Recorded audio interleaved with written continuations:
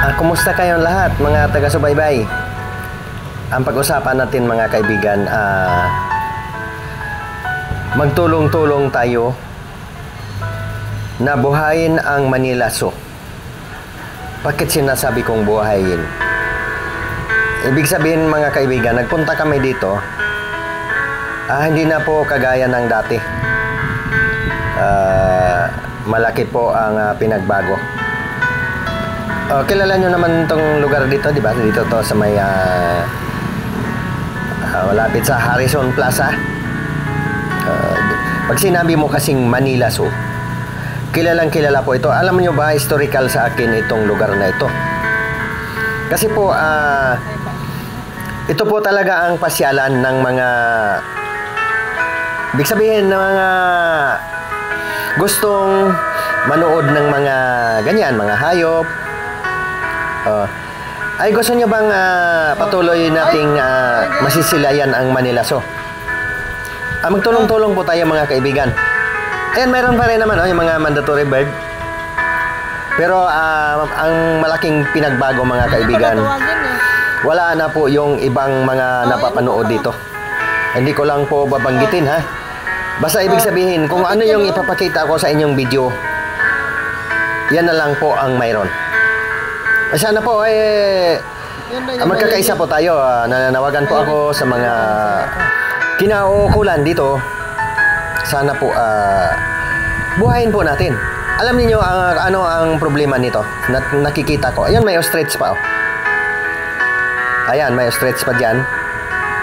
At alam niyo naman, hindi tayo pwede lumapit diyan, nakabakod yan. At yan, mayroon pa. Mayroon din yung mga usa.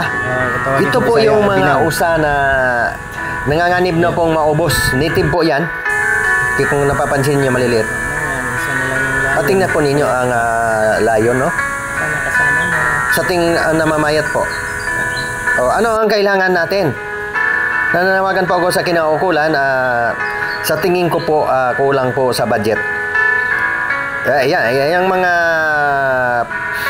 pawikan, pagong ibig sabihin na maiiwan talaga yan kasi hindi naman kailangan ng hindi yan maarte sa pagkain. Ayan, marami ditong mga pagong. Ayan hindi po yan maarte sa pagkain. Gulay lang ng pagkain yan, pwede na sana po ayan ang pagkain nila. Sana po baguhin po ang kalakaran dito kasi sa tingin ko kaya po umuunti ang taong pumupunta.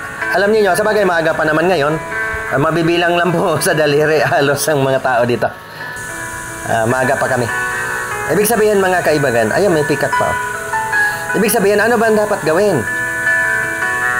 Alam niyo nung bagong ini-improve kasi ito mga kaibigan, pumunta kami rito.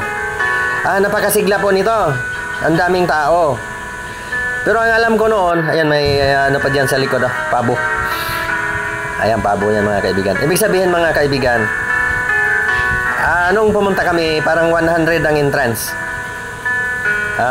Kaya pinag-isipan ko, baka yon ang dahilan. Kasi dati 100, ngayon po ay 300 ang entrance.